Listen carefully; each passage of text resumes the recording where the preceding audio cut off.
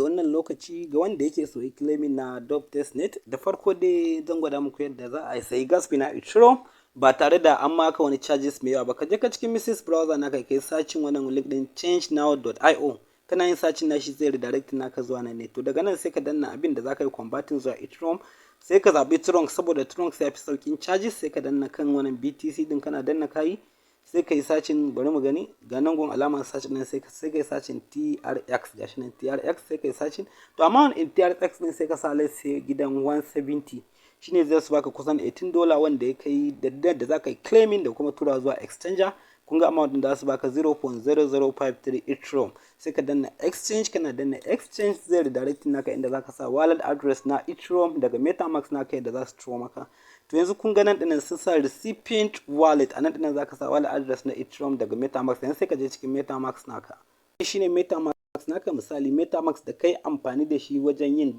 test ne dan nan yana BNB smart chain ne sai kai switching nasa zuwa Ethereum mainnet. Yana yin sacin gashi nan sai ka danna nan sai kai copy din address din sai ka koma cikin Mrs. Browser. Daga ka dawo Mrs. Browser gashi nan da suka sa enter recipient wallet address din sai kai paste nashi wato shi Ethereum address naka da ka dauko shi. Bari ga masacin sai ka danna confirm.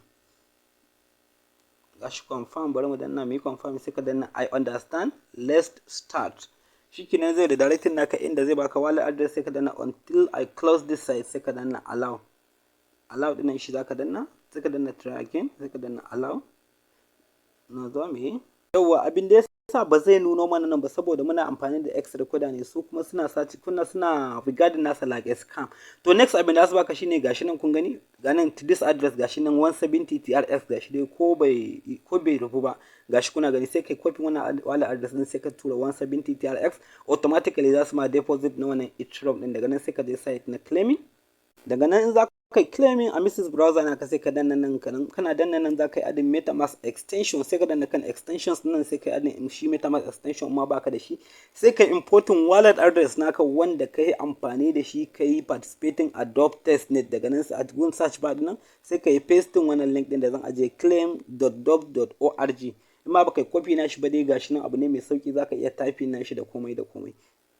gashi daga ya gama sacin next abin da zai shine zai ce connect wallet kamar kada ka manta in ba desktop side ka danna 3 dot da ke nan dinnan sai ka sa nan dinnan ga desktop side sai ka danna shiga domin shine zai baka dama ya connecting da MetaMask naka ba tare da wani problem ba to the next da zai ce mu yi shine mun saka password na wannan MetaMask kana saka password sai ka danna unlock kana danna unlock zai baka dama kai linkin nasa da asalin testnet website gashi nan sai ka danna use MetaMask gashi nan a sama gashi ina da extension na Phantom wallet ma aka yanzu zai connecting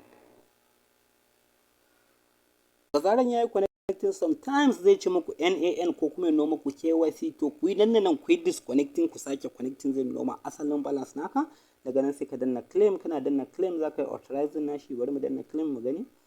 yawa mun danna claim yana searching zai yi authorizing inda zai bamu dama su dauki wannan gas fee din su tura min shi cikin asalin MetaMask na bari ku ga yadda ake authorization din mu gani gashi da gaga ma next thing abin da zaka yi sai ka danna confirm kun ga amount of gas fee a yanzu da za su dauka shine za su dauki worth of $13.80 amma haka ma tun da bidiyo nake yi zan yi tunda ina da shi sai danna confirm in kuwa bari zuwa karfe 2 karfe 3 na dare gaba ɗaya bai fi zuwa $68 ba kun ga charges din ba bewa kun gani claim successfully gashi your claim has been processed successfully ka riga da kai to shikenan ka riga da ka gama sai kuma ka jira lokacin da za a ce za a yi listing sai ka tura shi zuwa Binance ko OKX ko Bitget ko ina ne da yadda kawai za a sayar ka samu kudade kawai